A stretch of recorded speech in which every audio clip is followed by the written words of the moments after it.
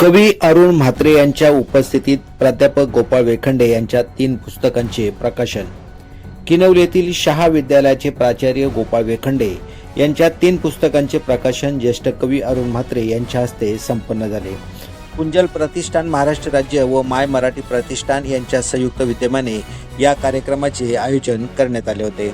अनेक दशकांपासून ग्रामीण जीवनावरील चित्र आपल्या कविता, कथा, कादंबऱ्यातून रेखाटून त्याला जिवंतपणा देणारे संवेदनशील कवी प्राध्यापक गोपाळ वेखंडे यांच्या वेदनेचा ओंकार या काव्यसंग्रह व कधीतरी गावी यावे कविता आणि गावाकडच्या गोष्टी या कथासंग्रहाचे प्रकाशन उंच माझा झोका या मालिकेच्या शीर्षक गीताचे गीतकार ज्येष्ठ कवी अरुण म्हात्रे यांच्या उपस्थितीत संपन्न झाले.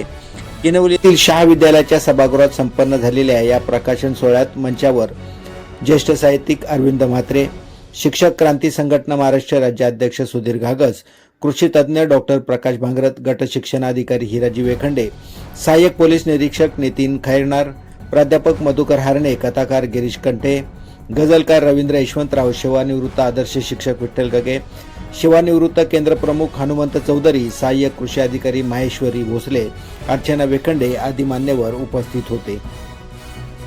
माय मराठी प्रतिष्ठानचे अध्यक्ष श्यामकांत पतंगराव यांनी प्रास्ताविक सादर केले.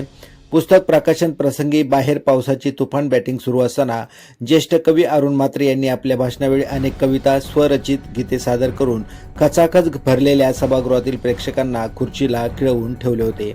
यावेळी शहापूर व मुरबाड तालुक्यातील ग्रामीण भागातून अनेक नवोदित साहित्यिक, पत्रकारांनी हजेरी लावली होती.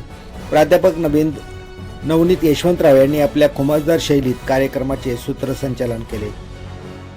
तसेच शाहीर प्रकाश दानके, रिकी खाडे यांच्या संगीत साधना ग्रुपने गोपाळ वेखंडे यांच्या कविता गायन केल्या. पसायदानाने कार्यक्रमाची सांगता झाली.